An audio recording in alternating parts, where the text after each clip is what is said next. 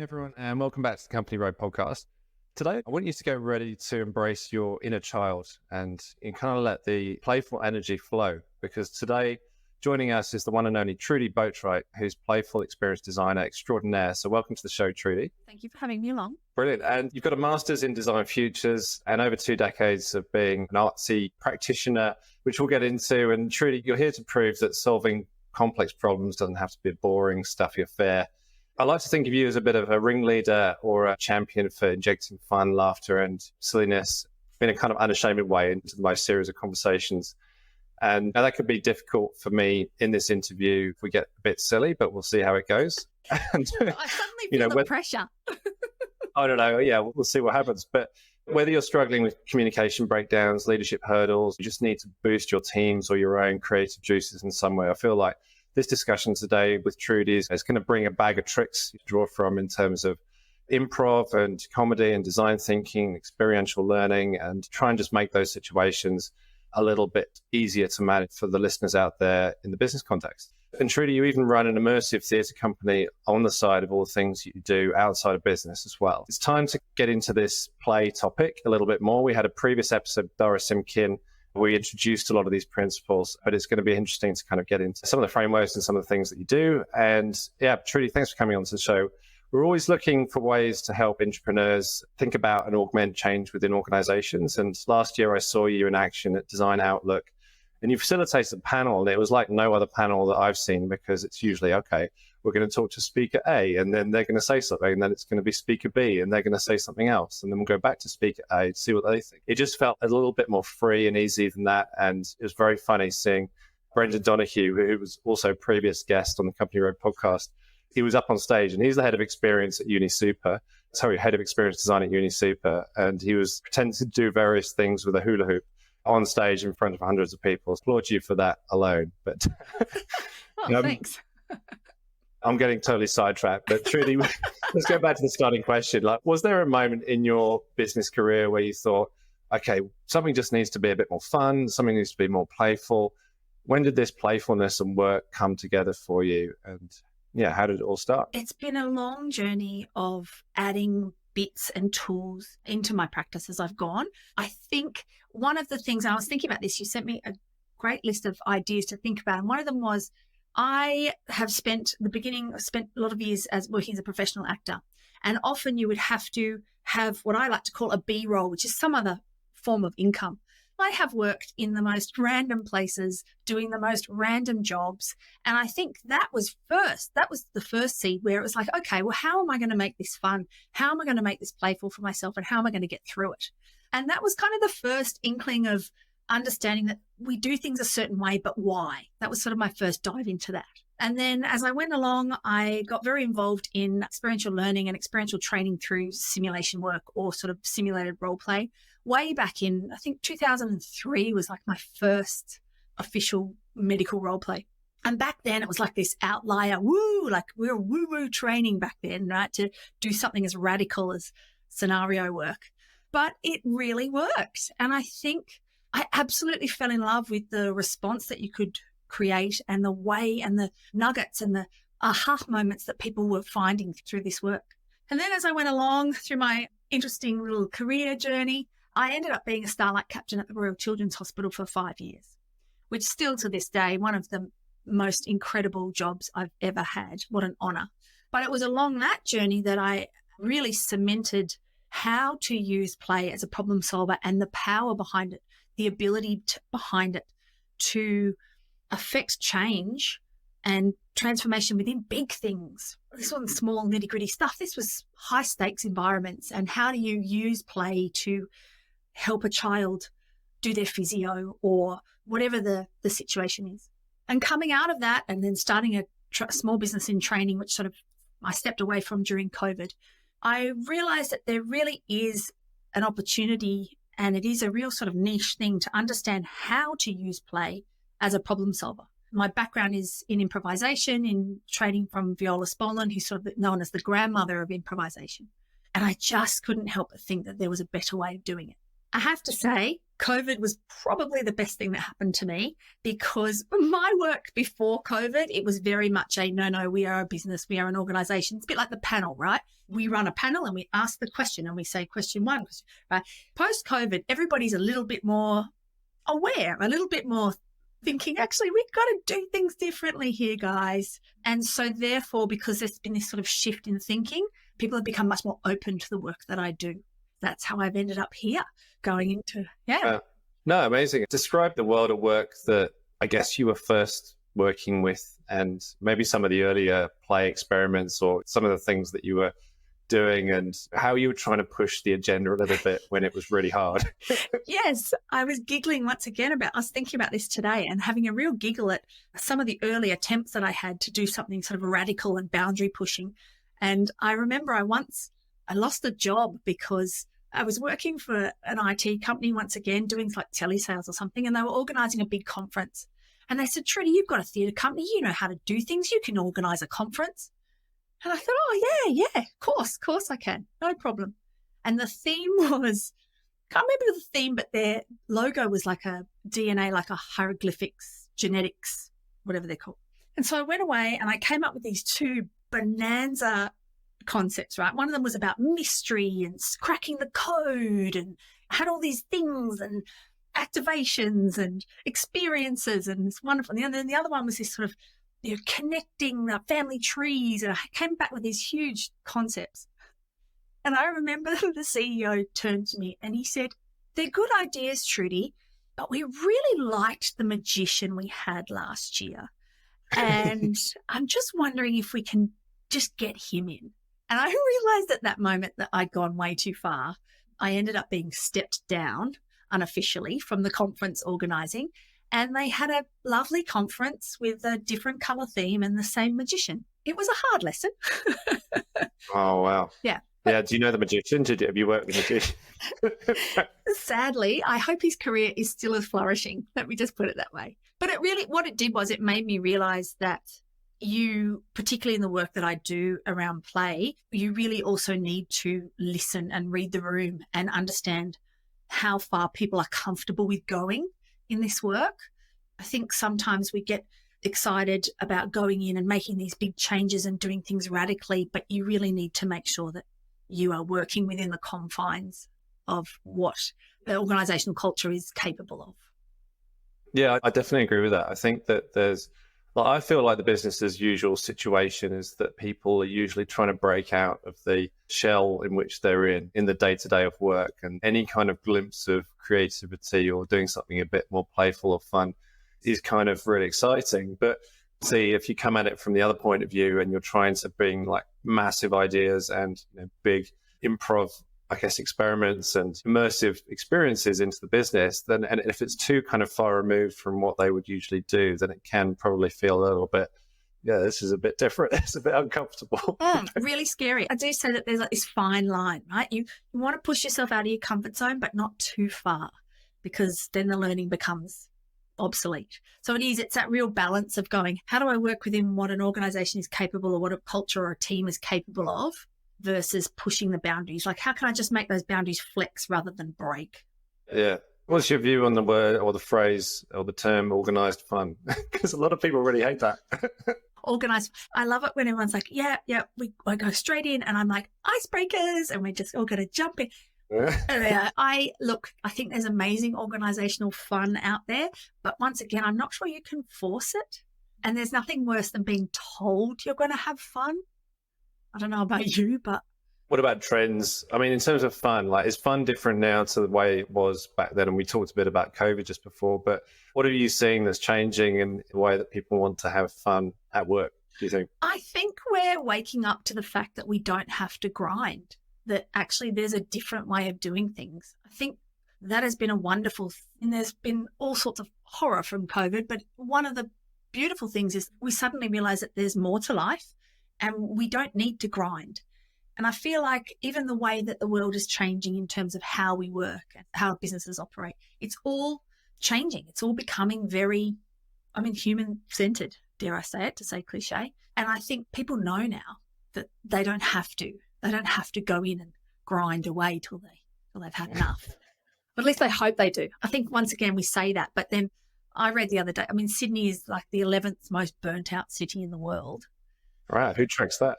That's awesome. Right, isn't it? We're also struggling. And I think once again, because we're struggling, this is once again how important the work that I do is, because we're all time poor and no one can just stop and play, right? We can't just, we have to get clever now about what we do and weave it in. Yeah, I mean, I guess those neural pathways or whatever they are, the thing that you do the most will be the thing that you continue to do either more or better, or it feels like the grind was definitely the way. I think there are plenty of people that did the grind and now want other people to do the grind, particularly the younger generations of workers coming up. It feels like if I had to grind, then you should have to grind and everyone should grind, that kind of mentality. And it's hard to disrupt that, I think. That feels like the status quo a little bit sometimes. Absolutely. But I think this is where leaders have to get real clever, because them young ones, they're not going to grind. They don't have to grind.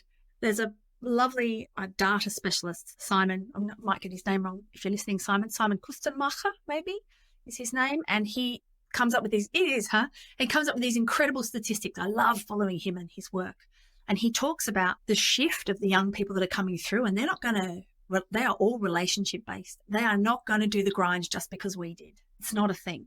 Leaders have to get clever about how they keep people engaged now, how they keep people connected, because our loyalty's out the window now. Remember, like my dad worked at the same company for 20 years and we don't do that anymore. I think it's like 2.5 years on average or something that we stay with the company. Yeah. As a leader, you've got to make it good now. You've got to make it fun. But the challenge is I've got to make it fun. I've got to make it engaging for my staff. I've got to create this great culture, but I've got a business to run and I'm time poor and I have things I have to hit and budgets I have to make. Yeah, I was in a business a few years back and things sort of tipped all the way the other way. It felt like the culture was like the most important thing about this business. And it just felt like that's what people loved about the place. And it was a really lovely vibe and a very warm and welcoming community kind of feel. And people loved coming to the office and there were lots of activities going and there were training days and everything else. But actually the commercial side of it suffered as a result because people expected it only to be that way. And it was like, yeah, we're going to drink Kool-Aid, but you still had to do the work. So how are you finding managing that balance of what's fun and what's too much fun? Well, do you know the interesting thing is often I'm brought in to uncover those sort of things. For instance, sometimes you'll get an environment or a culture that's really lovely and everything's fluffy puppies, but nobody can have the hard conversations. How do we pull out the tension and the conflict that's going on within the team in a way that isn't confronting? The real nuance of my work, and I call myself Playful Experience, and I really lean into the experience because that is where the magic happens. And if you create the playful experience the right way, you can draw out unexpected responses and unexpected and underlying culture issues, because the power is solving a problem with a problem. If I am focused on a game or being playful or whatever this activity is, I'm focused on that. But actually, it's showing other people, it's solving a bigger problem. And that is where the magic, and I think the power of play is so good as using it as a problem solver, particularly in the realms of communication. Because you can set up something, you can tell people that you're going to go and play, and they focus on that. But actually what happens is then people tend to be really honest when they're in a playful space. They tend to be really authentic in a playful space. They tend to be really engaged. So what tends to happen is out comes all the stuff. One of the best things I ever did was I actually worked in a women's prison, and that was for a charity organisation. And I went in, they wanted to do a workshop around sort of job interviews, and we flipped it. I took an actor in and we flipped it. We made them a board of directors running a job interview. So it allowed this lovely, creative, playful space for them to ask any questions they wanted without exposing themselves or their insecurities. They could just simply say, well, what would she say if we asked this question? Or they could ask the actual question. And because of that, it gave them all of this freedom to explore their vulnerabilities without being vulnerable. And it was really powerful. Yeah, that's amazing. How long were you in the prison for? Were you there for a little while, or did you have to stay and do more of that kind of thing? Dame Phyllis and Tarrangower, so 2 of the women's prisons, and it was just a series of workshops. It was fantastic because also the other thing that happened is, and what I didn't expect, was these are women that aren't in a position of power very often. And so suddenly we gave them power and they felt empowered. They loved it. And it was really great work. And that's the sort of thing, I call myself a process specialist. And we often get caught in these processes. You said at the very beginning, the panel. Well, we know that that's how panels go, so that's how we do it. And what I disrupt is the process. All right. So do you know how podcasts go? Should we disrupt that as well? Yeah, sorry, let's. Do you know, I have some disrupting to do. Can we disrupt? Yeah, go on then. Throw it in. Because I was thinking about this. Often we're listening to podcasts, which is fine, which is great. If you're at the gym or something, stay on your equipment. If not, do you have a pen and paper handy, Chris? I can get one. Just a moment. If you are listening, now is the time. Press pause, grab yourself a pen and paper. Yeah, I've got it. Got it? Okay.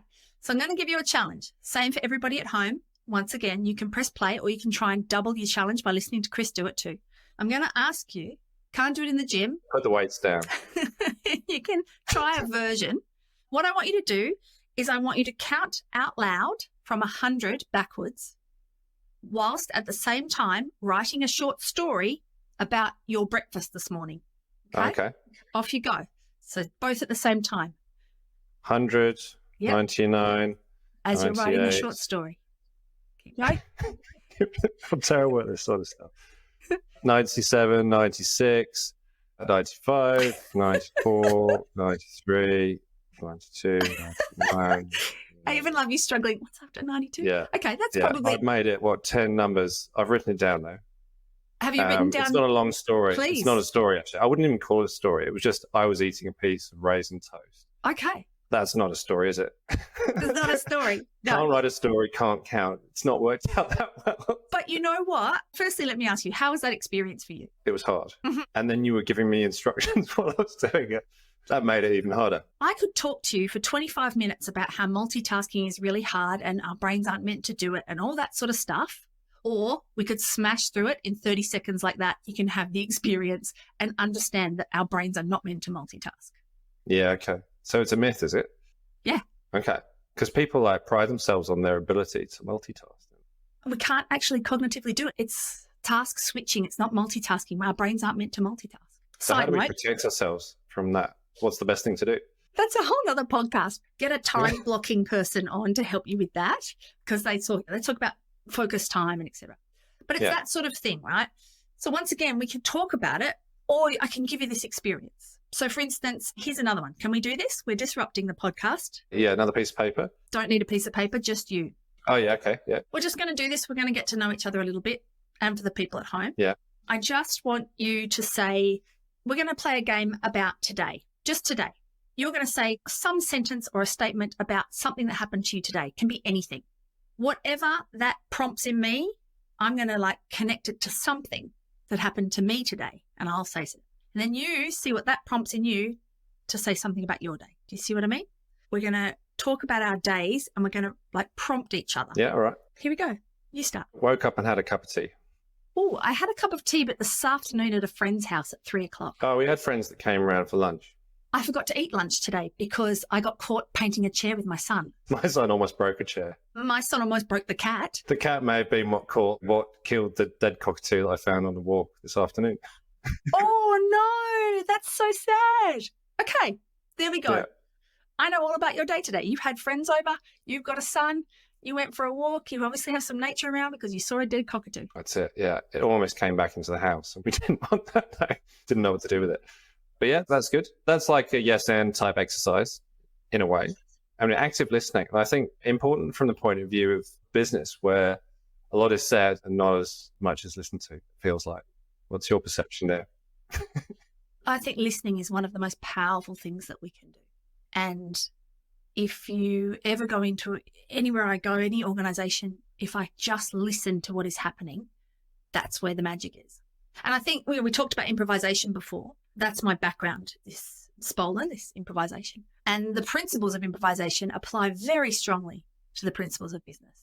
The ability to say yes and, the ability to make your partner look good, all of these things, the art of listening, all of these things are exactly the same.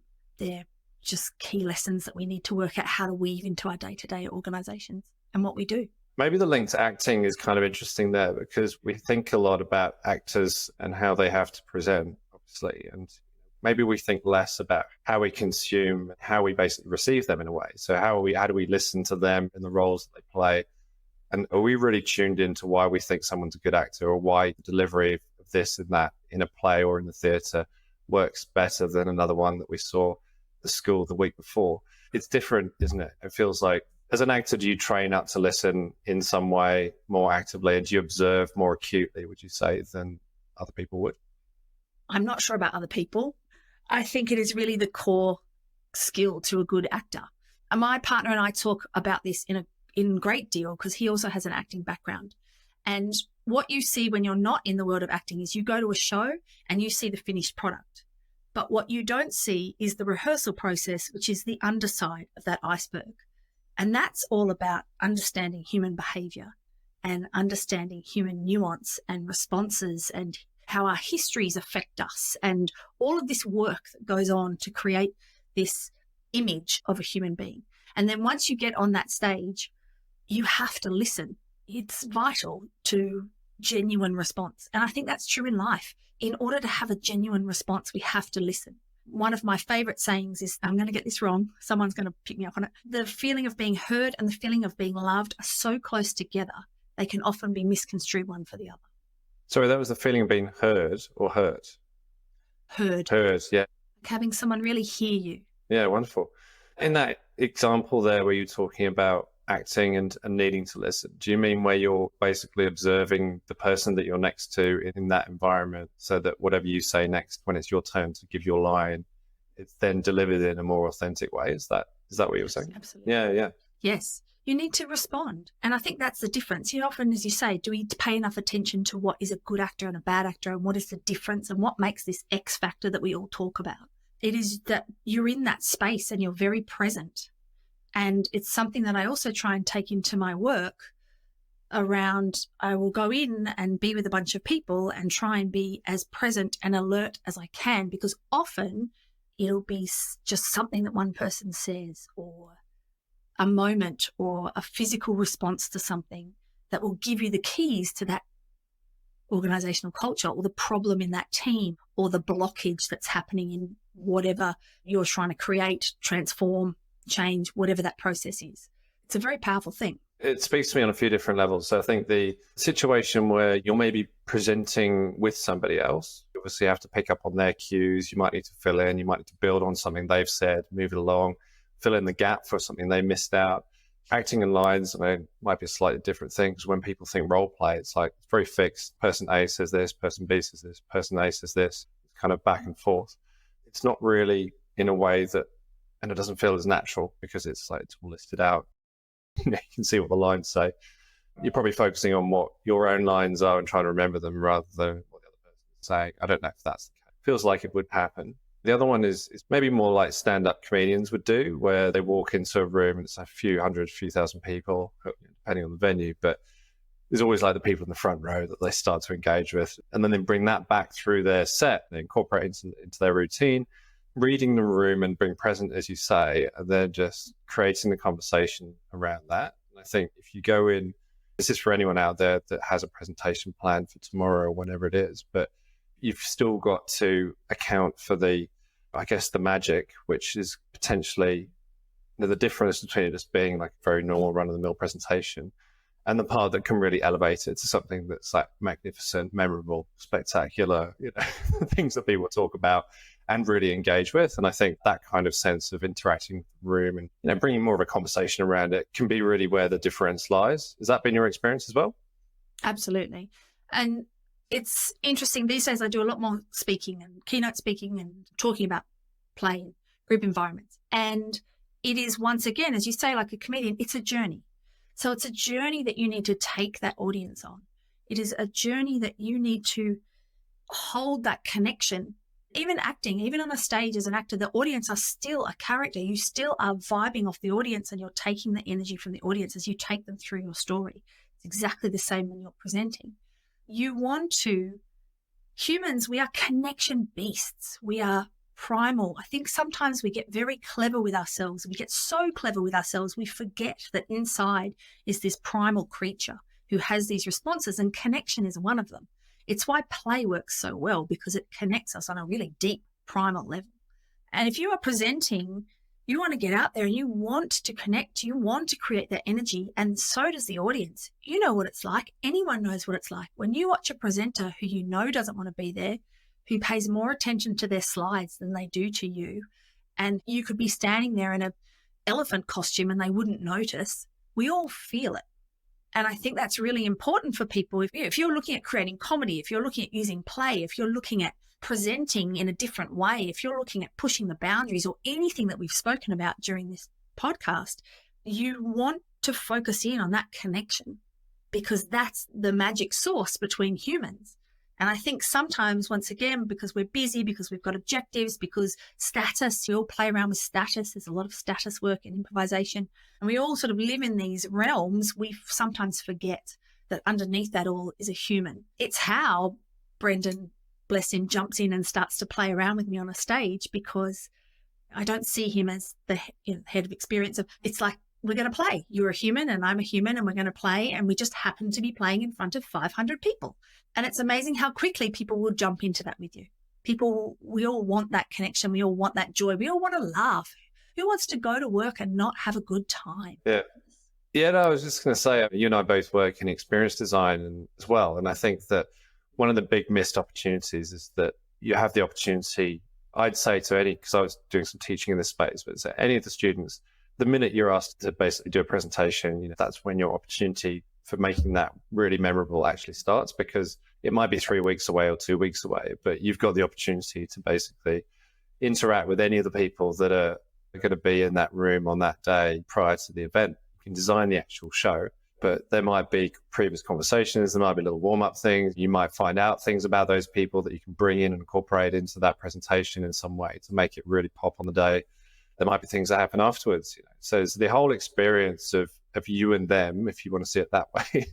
It can start from the moment that task is being discussed, really, and it can go all the way through to you delivering it and then beyond. So yeah, I'd say that kind of more immersive opportunity is there, and it's probably underutilized a little bit. And the people that do that stakeholder management piece really well within organizations do know this, and they're going around and they're walking the floors, and they're having the chats that are basically like the warm up to the presentations. When they land the presentation, not only do they know that some of the subject matter it's already been discussed, a little bit floated, people feel comfortable with it.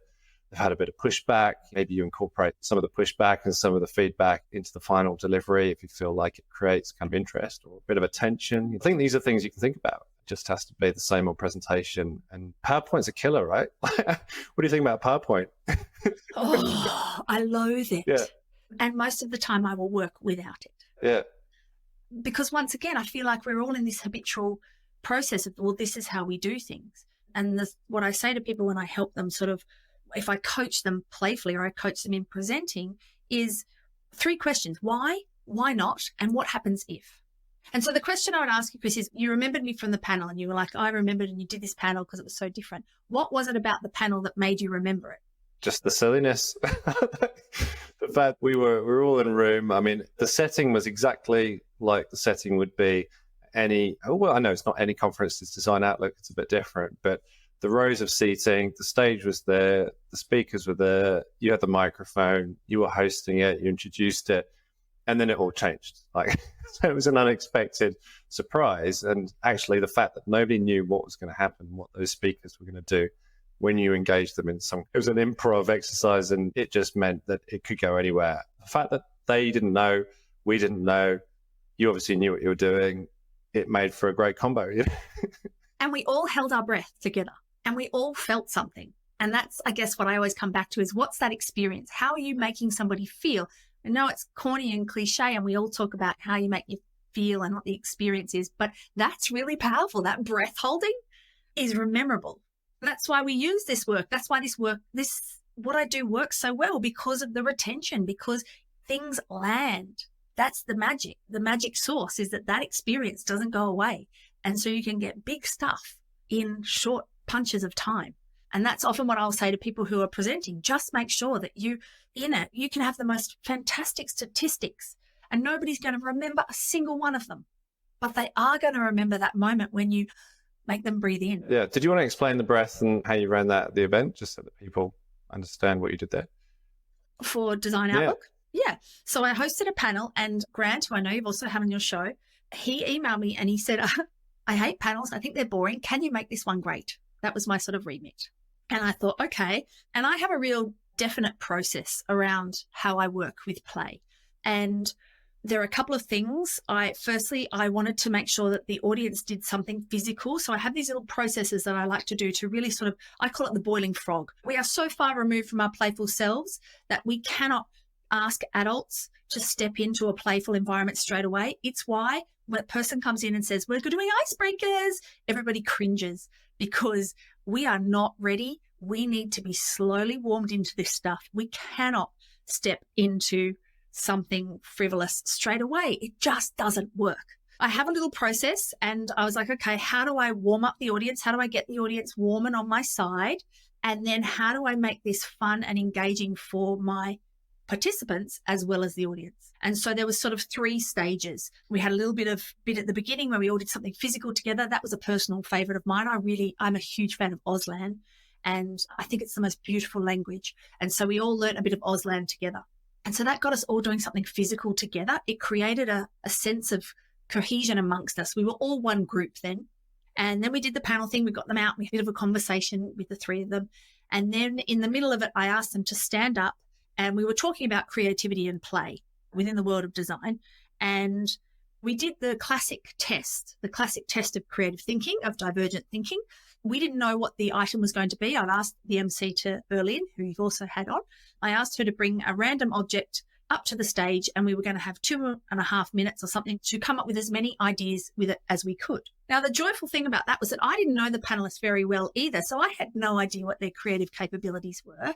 There was a multitask from me because I knew that I had to be aware of the time and make sure that the participants were safe and make sure the audience was engaged. So there was like a multitask going on for me, even though we've just learnt you can't really multitask. And so the whole thing was this sort of big risk. But the thing is, often I feel like we don't take these risks because we are terrified of the what if. But really, when you think about the what if, what is the worst that can happen? It was a boring segment and nobody remembered it, or it didn't work and I went home feeling like a bit of a fraud. Like, what is the worst that can happen? So we take the risk. We took the risk. They were amazing. They blew me away. Oh, my jaw dropped. They were all so incredibly creative. And the whole thing, we had a great time. And then we sat down, did the second half of the panel and finished off. But this is what I encourage people to do. I think a lot of people ask me, how do I put playfulness within my organization? How do I be playful with my team? And it doesn't take much. I really like to lean into, as I say, my improvisation background, but also there's a gentleman called Scott Burley, and he defines the 6 elements of play, and surprise and anticipation are in there. Think about what's something you can do that's a little bit surprising. What can we do that's just a little bit different? What's something that it doesn't have to be big for us to feel novel. We just have to take the risk to do it. And I think that is the challenge for a lot of people in an organizational setting. There's a lot shaping up, as you all know, on the AI side, and the fact that everything that is a task that is menial and administrative and feels like that's, for a lot of people, that is what work is. But that's systematized, process-orientated stuff is going to get easier for people at work. And when you strip that away, obviously, that'll get faster and easier. But you've still got the relational side and the human side to really think about. And what do you do with that? And how do you know if that's basically your differentiator as an employee, as a future leader, or as somebody coming into the workforce? You've got to think about how you bring something else that other people aren't going to bring. So I feel like this is a really powerful way, particularly from a human and relational point of view, to set yourself apart, because you're thinking about what you bring to work every day, and you're thinking about how to make the very mundane things of coming into work, saying hello to people different or surprising or delighting. How do you build tension or an element of something into that? I know for some people it comes very naturally, of course, charismatic people, but particularly for people like me, quite sort of logical, process orientated, you got to break this stuff down for people. They don't know how to make small talk. They don't know how to improvise. You just got to kind of think about what are the frameworks and tools that you think would, I mean, do you have any? Do you feel like there are things that people can start to think about now in this space that will really help them? Yes. I really love the idea of competition, firstly. We're such a competitive it's probably how we've become. The ultimate progression as humans has evolved from that sort of sense of competition. It doesn't matter, even if you're not competing for anything. The fact that it's a competition will really drive people and gives them that sense of novel. In fact, it was really interesting. I heard, what's his name? Chris Mitchell, you had on recently from last week, yeah. And he was actually talking about when they did their huge transformational project, they tried to gamify it. That's a huge project, but just little small things, make it random, right? So you can't go wrong with a dice. Give everybody a number, whatever it is, right? You just make things random. Think about how you do what you do, right? We don't have the space or the time anymore to do things outside of our normal work scope. But think about how you do things within your work scope and what are the little tiny bits of novelty that you can add to that, because it can get really fun really quickly, really easily. Having a son, you've got a son, having a child is a great way. Take some of that spontaneous novelty. So as you say, people say, well, but that's a panel, which you can't do that because that's not how it's done. Well, why not? Why can't we eat pancakes on the floor for dinner? Who says pancakes is a breakfast food? Like, who are they? Like, whoever they are, all they say. Who are they? Because they've done a very good job at putting us all in these boxes that we think we can't shake up. And we can. It takes that little bit of risk. And I think that's what we talked about earlier about courage and it might be, okay, so let's say you've got a meeting agenda and you've got 5 subjects, let's say, 5 items, agenda items. Stick them all in a box, right? Everyone pulls out one. You're still going to talk about those agenda items. There's that little moment of excitement and novelty where you don't know what you're going to be leading, like which agenda item am I going to be leading? You know what I mean? Like it's those little novel moments. I'm totally with you on that. I feel like a part of me leaves me every time I have to send an agenda ahead of a workshop, and the stakeholders that are paying for it obviously want to know what's going to happen, but I don't want to reveal that much. So, I don't know if I'm just being secretive, but yeah, it just feels like that's just like anything that could be unplanned has to be planned for these days, because everyone wants to know that, okay, well, that's how it's going to run. This is the 5 minutes, then there are going to be 10 minutes on that. If I turn up late, it doesn't matter. If I need to leave early, it doesn't matter. That's kind of killing the vibe, right? Yeah. That's killing the opportunity. And I think spontaneity is a good thing. Courage is important, though, in these cases, because you've got to be the one that stands up and said, actually, I'm not going to give you that because we're going to run it differently. On the day you turn up with your box and you say, you pull out the first agenda item, and normally we do that last. We'll do it first. Whatever it is. That's just small corporate excitement, but it can create a bit of a buzz, right? And all it needs is that playful spark. Same thing with stakeholders. People say, I can't do that, though, because they're my stakeholders and I can't, or they're my clients and I can't do that with them. And so, well, actually, you can. I was reading, they're going to try and coin 2026 the year of strategic imagination. And it's like, you can do that because it's human and it's primal. And you can't. I have a great example. He's like my little angel. I did some work, once again, won't say too much about, for a company that works in sort of transport and logistics. And it was quite a physical day. It was a whole day. And I had this gentleman who walked in very early in the day, sat down, and I call him Bob. It's not his name, but we'll call him Bob. And I said, okay, how are we going? Does anyone have any injuries? Bob put up his hand. He said, yeah. He said, I've been here for 40 years. I've got shoulder reconstruction, double knees reconstruction. I've got a bad back, and I don't play. And I was like, okay, well, this could be an interesting day. By the end of the day, I had to say to Bob, you don't have to run. No, it's okay, Bob. Like, look after yourself, Bob. And at the end of the day, he came up to me and he said, Trudi, that is the first workshop that I haven't fallen asleep in 40 years. And it's a small thing, but every time I get intimidated by a group of people, or any time I think, oh my gosh, I'm not sure I can do that with IT leaders, or, oh goodness, I'm not, an executive leadership day, I think of Bob.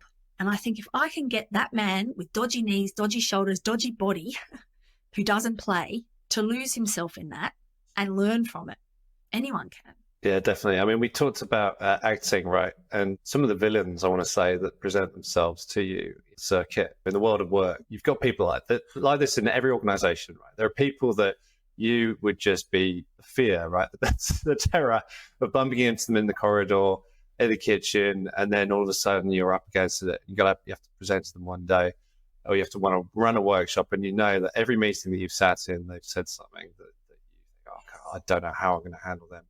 And then they turn up right in front of you one day, and you're going to have to manage it. So in that situation, I mean, you've got your bobs, it's that person, but how do you prepare for that? You call it out. I'm a huge believer of elephant in the room, because I feel like, once again, as humans, we don't want to call out things. So we sit in this sort of awkward space rather than calling it out at the beginning of the day. I'll often say, well, I have actually stopped workshops and said, can we just address this? There's some conflict going on. Can we just call that out? Can we just look at that now? Because it's sort of sitting in the room, and the whole workshop has taken a left-hand turn. But I think sometimes calling it out is the best way to do it. And also just letting people know. Once again, you don't want to take people too quickly out of their comfort zone. If you're a leader and you're sitting in a workshop and running a workshop and you've got, let's just say, George the jerk sitting in the front there with you, giving you the scowl, which I know the scowl, I come across that a lot. I would suggest calling it out, just simply saying, look, we're going to be doing different things, or we're going to be doing different things today. We're going to be stepping into some unusual space. I'm not making anybody do this. That's the other thing. You can't make anyone play. So give them the option, but then a bit of a challenge. I encourage you to use the courage that we know you have, or encourage you to bring your expertise. And I'm sure you will, because I put a little challenge out sometimes to the George the jerks. I'll often challenge them on it. You can definitely play the high ground there and be a little bit tongue-in-cheek with it as well, it feels. You can call it out for what it is, and you say, well, everyone else is going to be taking part. If you want to be the only one left out, that's okay too. It doesn't have to, it's a bit passive-aggressive maybe, but you could point that out, and then they might join in. Yeah, I think part of it is that it's control for a lot of people, and they feel out of control. They don't always respond in a way that will be that helpful to you, I would say. Yeah, it's true. And I think I know everybody talks a lot about psychological safety, but it is so important. And that's really in your framing, in your setup, right?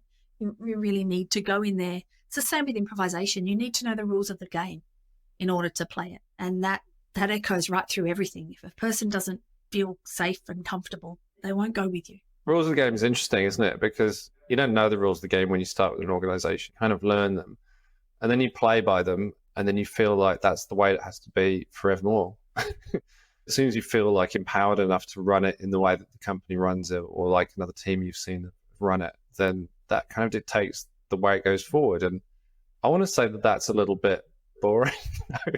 It feels like that could be disrupted as well. What do you think? Absolutely. I've just been doing some work around simplification and looking at the complexity within our organizations, and that organizational complexity, that systems complexity, where you get so excited and you start working in an organization and it's all great, and then all of a sudden you get trudged down by the systems and the processes, and they feel too big to change. And so you don't. Yeah. You lose that spark, and then you leave and you go through the same process in another organization where you start all hopeful and then feels too heavy and you move on. That's sad, isn't it? Because you're never more excited about the company you're about to join than the day that you get the offer. And then after that, it's like you're finding out more and more and more and more about the company, but you're also losing a lot of your individualism probably through that process. And you're kind of leaning more into what the organization is than what you are a lot of the time. That takes even more courage, because you need those tiny acts of rebellion, right? You need to shake things up a little in your own little rebellious way. And that's hard. That's hard to keep that courage, particularly when you feel the system complexity coming at you. It's difficult. I remember I was in a job interview once in London, and it was just cut off early. Like, it was like 25 minutes in or something. I thought, oh, this is a bit unfair. They said, just don't think you're going to be a fit for the culture. I took it pretty personally at the time, but people know whether you fit and whether you don't. But I also think that if that's how they feel, then it's saying that they don't want to welcome other things really into it either. So I think you've got to be able to read that situation a little bit. Yes, absolutely. I find that really interesting. I think I've worked in like almost over 100 organizations, because I work for myself. And over the years, I've spent time in so many different organizations where I have to assimilate, I have to learn that culture really quickly. And it is interesting that you can see, and you can see even I get really good at working out organizations where You meet the recruitment person in the smaller ones and you go, oh, yes, that makes sense why you've got all of the same vein of person. Like you can start to see these trends that happen within organizations and cultures. It's very interesting. So then the question is, how do you break that? How do you break free of that? How do you disrupt that? And once again, I come back to play, because when you're being playful, all of that goes out the window. All the status goes out the window. All that matters is the rules of the game. You play within the rules of the game. And that's where things get interesting, because you bring your authentic self into that space of play, because you can't help it. Yeah. What's the difference between being a playful character that people really enjoy spending time with and somebody that's just playful without any real intent, but is basically disrupting in a less than useful way? I want to say. The difference between someone who's playful and someone who's roguish? Yeah. It's a good question. I would say that the difference is the intention. If I want to be genuinely playful, I want to include you. I'm doing it for our benefit, like the bit between you and I. Rogues tend to do it for their own satisfaction, right? Yeah, okay. What signals are you looking out for there? In terms of when you can spot a rogue? Spotting a rogue, yeah. How do we find them? Yeah, how do you find them? You can usually tell by it's the ego, right? If, once again, it's like a good actor and a bad actor. You know you've got a bad actor because it's all about them and their performance. And a really good actor is all about you and your performance. It's exactly the same with humans. A really good leader is somebody who's about you and your role in the organization. And a terrible leader is all about them and what their role is in the organization. Yeah, wow. And I think it's the same with playfulness. Yeah, it's getting deep. Yeah. It's getting deep. I think it is exactly the same with playfulness. Somebody who genuinely wants to play is open and engaging and ready to connect. So there is the connection. It's about you, who they're playing with. And that the rogue, it's all about them and the experience that they're going to get. No, that's a good tip. I think we all come across those people. I mean, thinking about that journey, I mean, maybe leadership is an interesting one to think about there, because we're almost looking at, that's the end state that you were just describing. But to get better at these things, what can be a starting point for people, and what could be a journey for people to take towards that sense of being an authentic leader and a playful one, do you think? I'm really diving into playfulness as a leadership style at the moment, because I feel like it is emerging, particularly in this sort of wave of servant leadership. It is authentic, it is genuine, and it is in all of us. You can find a way to be playful with anyone in your organization, because it's a human element in it. It's one of only 7 emotions that we're born with. We've all got it. And I feel like the time where we thought leaders needed to be strong and very bold, and a lot of the masculine, feminine, excuse me for saying so, but a lot of the masculine leadership traits of the past, I feel like are changing. And we're now seeing that actually, if you want that connection, if you want that trust, if you want that enjoyment, it comes in a bout of playfulness. And it is a way to show your human side. A lot of leaders now, they're all trying to embrace their authentic leadership. They're all trying to show their staff and their organizations that they're just humans. And one of the best ways to do that is to play. I read a great thing, Michelle Obama, and she was saying in her book that she wrote, she talks about Barack, and he was struggling. And so what she did was she sent him away. He went away with a couple of old college friends, old uni mates from school, college, and they went away for a weekend and they just played. They went to what's the holiday place? Anyway, they went there. They just had a couple of days of playing together, and it completely changed. Big Paul, one of those. Yeah. Completely changed him, right? Completely changed his mindset, his mental health. It completely turned everything around. So much so that now they do it annually. They all go every year, and they all just go and they spend 3 or 4 days together playing. And it's enhanced him as a leader. It made him stronger as a leader. It made him more approachable as a leader. It connected him back with his authentic self. And I think there's something incredible about tapping into that, because if you're a playful person, you give people the opportunity to step into your world. You give people the opportunity to talk to you, to share with you, to connect with you. And that's what leaders want, right? Yeah. When I was younger, I was sent on a course again in London, and it was run by a theatre company. It was all about image and impact. And it was about basically breaking down what makes famous people that people really love and admire, what makes them Dwayne "The Rock" Johnson, David Beckham to some extent. There were different characters, and obviously Oprah, and all these kind of massive celebrities. I think, what makes them so loved and admired? You're trying to think about likability in some sort of way, but actually what you're saying, play, it just opens up interaction. It makes them more accessible in a way, because you can see that they're either happy to laugh at themselves a little bit, they're happy to engage in a game, which basically puts everyone at the same level, and many more things that you can learn from it. But yeah, it just felt like that was a really interesting thing to think about. So if you think about even in your own working situation, who are you seeing out there that people like, and why is that? And why do they like them so much? It's not just that they're doing the results. Like, people actually like them as people. So yeah, it's got to go beyond the PowerPoint, beyond the pages of strategy, and we need to connect with people probably a little bit better. Absolutely. Particularly, you said it before, AI is going to take over all our mundane stuff, and what's going to be left is us being humans together. So how do we do that better? And as you say, if you look at it from the top down, it's play, and it's being playful, and it's adapting that mindset. Now I've got this picture of an empty office, which has only got people in it, no computers. Computers are somewhere else, and they're just doing their thing over there. What are we doing in those offices, and how are we going to entertain ourselves? Are we just going to be drawing? Are we going to be playing games, or planning where we're going to go for lunch and coffee?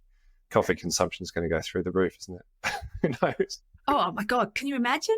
It's going to be amazing. And we're all just going to sit around. We're going to be playing darts in one corner.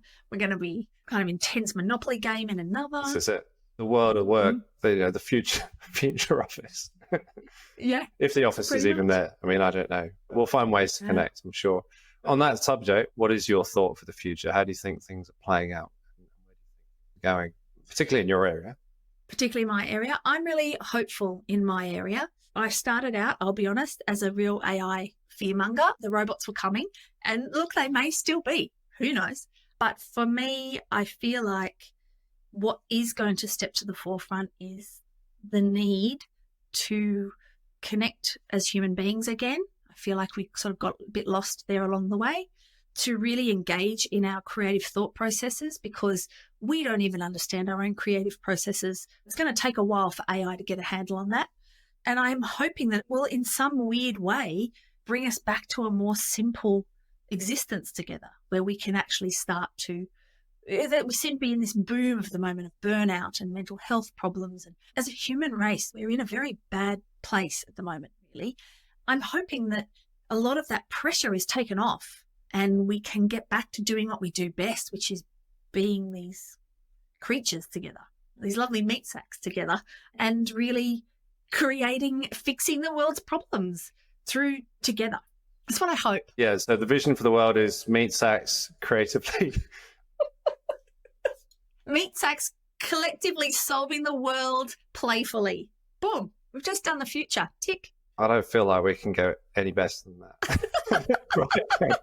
But I've really enjoyed the chat. And yeah, thanks so much, Trudi. I just like the fact that you work in improv makes it obviously incredibly helpful to me as an interviewer, and to have the discussion so openly and so warmly. It just feels like we've been able to just connect on various things, but also take the conversation into unexpected places too. So thank you for coming with such an open heart, really, and embracing this process of coming up to the show and just seeing where the conversation might go. So appreciate your time. Thank you. Thank you very much. I really enjoyed our conversation. And occasionally I had to keep reminding myself that we were actually doing a podcast, not just two friends having a chat. Yeah, exactly. And maybe it is something that will be different for other people that listen to the show as well. So I hope so. I hope so. Good. And how can people get in touch with you or find you if they want to say hi? Oh, yeah, please. Find me on LinkedIn, Trudi Boatwright. You can contact me through my website, once again, trudiboatwright.com. And just, please reach out for anything. I work in, as I say, processes. So I do a lot of in-house work, a lot of workshops, keynote speaking, coaching. They're sort of my game. Or even just questions. I have people contacting me just asking me, how do I get more playful here? And how do I do this? And what can I do there? I'm here to help. So, get in touch. Amazing. Thanks so much, Trudi. Thank you. Thank you.